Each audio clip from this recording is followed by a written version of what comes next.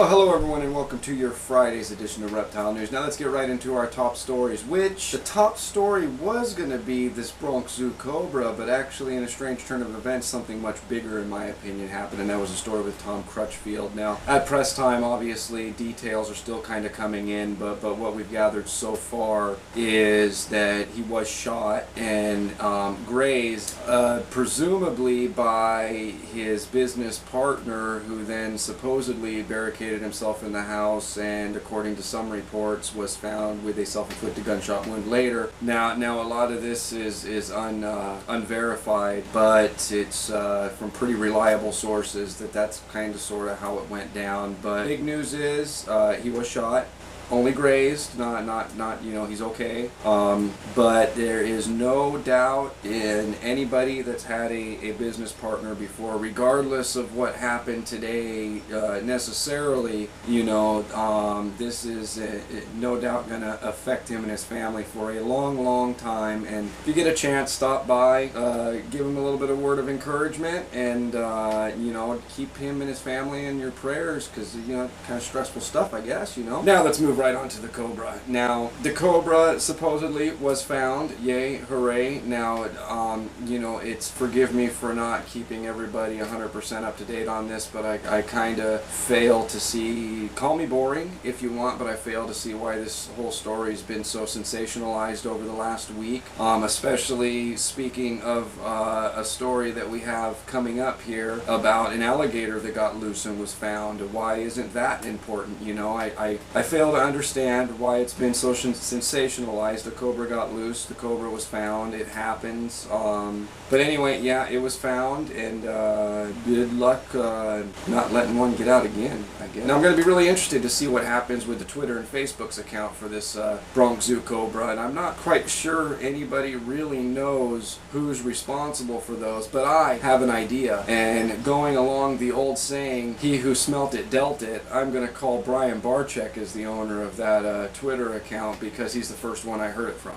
Haha, Brian. And today, let's move right into our douchebag of the day, which is Jason Arnold Brewer. You see, Jason apparently knocked an alligator unconscious, cut its tail off, 50 inches of tail with his knife, and threw the body in the weeds along the St. Johns River, according to his statement given to the Orange County Sheriff's Department. Now, again, Jason Arnold Brewer, our douchebag of the day, is being charged with unlawfully killing an American alligator, as well as being in possession of a firearm in the commission of a felony. Now, he was pulled over when he was seen speeding down the road and had a broken tail light, and thank goodness the deputy that pulled him over knew the Florida Fish and Wildlife guidelines in the hunting season and knew that it was not alligator hunting season, and questioned Mr. Brewer when he saw the alligator's tail on the floorboard of his truck. Now let's move right over to London. Two 90-year-old tortoises have been stolen from a London farm. Now, these two tortoises were lifelong residents of the Hounslow urban farm, and they're a little concerned that for the first time in their life now that they have been separated since they have been stolen. They are furthermore concerned, saying that they just came out of hibernation, and the farm owners state that they need extra attention right now this time of year, and they're not sure that the people that stole them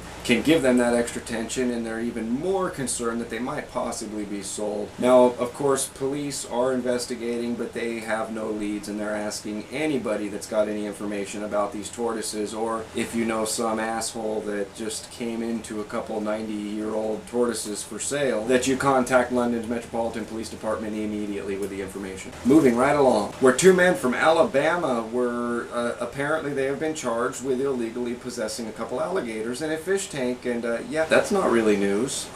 Anyway, they were keeping them in a fish tank. They thought they were just kind of neat and they would keep them for pets, but it is not illegal in Alabama to keep alligators as pets. And of course, these men are only being charged with a misdemeanor because apparently in Alabama, because the alligators were in an aquarium and they were unharmed and taken care of fairly well, it is not a felony. You learn something new every day. Now, this next story it's not necessarily reptile news, but it does involve alligators, and it just kind of pissed me off reading it, and that is Fort Pierce authorities apparently received a phone call about some dogs, 4 dogs, that were thrown into an alligator-infested canal, and when officers arrived, they retrieved one of the dogs, and it had wounds consistent of either being a fighting dog or being a bait dog that had apparently apparently outlived its useful life. Now they proceeded after that to rescue the 3 other dogs. All of them apparently were very thin with numerous wounds, and one of them with an embedded collar. And of course, one of the really eye-opening things of this story, you hear it every day in the reptile community, and I mean, it's sad, but it excites me to read it, and I'm going to quote this news story here. They say, "The real question isn't why do people treat dogs so badly, but why do we flinch when people mistreat dogs but endorse the torture of other animals?" Now, speaking of that, I would like to move right into a story that I put on Facebook today. I will put a link on the story on the website, and that is, what the fuck is going on in China? They're putting turtles and fish in these air-sealed bags with colored water and selling them as keychain ornaments. And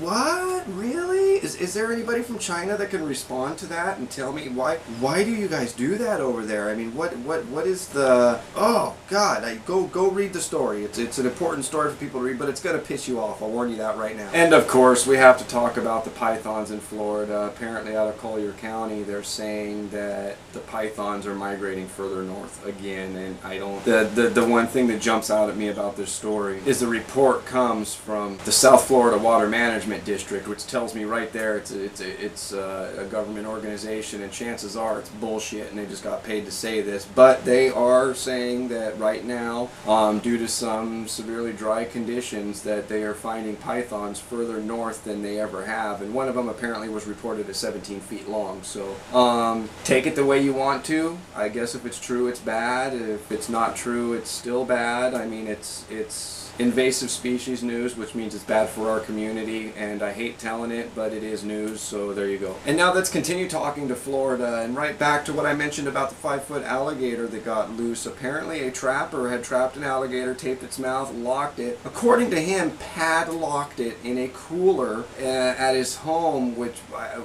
I don't know why somebody would padlock a living animal in a cooler at their home, but apparently this alligator broke the lock, or broke out of the locked cooler, and took up residence underneath his neighbor's house. This was not found out until a termite inspector came to the house, and while crawling underneath the house came upon the 5-foot alligator. Obviously refused to finish his job, and this alligator was eventually sent to a processing plant to be killed and processed. Now, of course, the man that did trap this alligator is a licensed trapper that is commissioned by the Florida Fish and Wildlife Service to trap alligators. So apparently did nothing wrong. I beg to differ, but we all have our own opinions, and that's what this show is all about, right? And now let's go over the pond to the UK, where apparently conservationists are going on a mercy mission to save some common lizards. Now, apparently they're making a new pathway, and they're saying that these lizards do not, they don't stray from their very small area, and when frightened they just dig down, and with the heavy equipment that are coming through there to dig up for this new pathway, a good share of them are going to get killed. Now, there is a little bit of controversy over this because they are a protected species, and there are fines for knowingly killing a protected species. But what these conservationists apparently are doing throughout the next couple weeks, I believe it is, as a matter of fact, are they're going out to the location and they're relocating as many as they could find. And during the day of when they break ground for this project, they're going to have a barrier walking in front of this equipment and removing any lizards that they may find in the pathway of this equipment. They are obviously looking for volunteers. Information can be found on the story through the link on the website, obviously, and you know, if you guys are able, it seems like a pretty admirable thing. You know, we here at Daily Reptile News, we understand growth and stuff, but at the same time, it's always refreshing seeing that there's still people around that are willing to walk in front of a 10-ton piece of equipment and move lizards out of its way. Awesome people, kudos to them. And now, of course, one last thing I want to talk about. I'm doing a fundraiser. Trying to make it down to San Diego for the expo in June 18th or 19th. My presence has been requested by a couple people. A couple opportunities, pretty good. So I'm doing a fundraiser for that.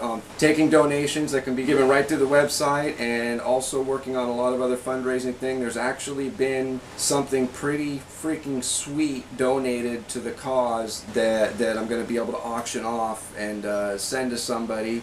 Still working out details. Those should should be out any day now, but it's going to be sweet, and it's going to be great for somebody. Trust me, it's going towards a good cause. So what I'm doing now, I've never raised any funds for anything before, so I'm putting the word out there. If anybody's got any ideas, let me know. You can leave a text comment or a video response. Get to me on Facebook, Twitter, the website, email, telephone. Give me a call. I don't care. Whatever you got to do, get those ideas to me, which is going to bring us right into our question for the day. Why do you guys think that cobra in the Bronx Zoo was so sensationalized all over the media and throughout the community? Why do you think that grabbed everybody's attention more than all of the other things going on in the reptile world today? Leave a text comment or a video response, and as always, if you're still watching, my name is Jason White. Now you know what's going on in the reptile world. Be good to each other.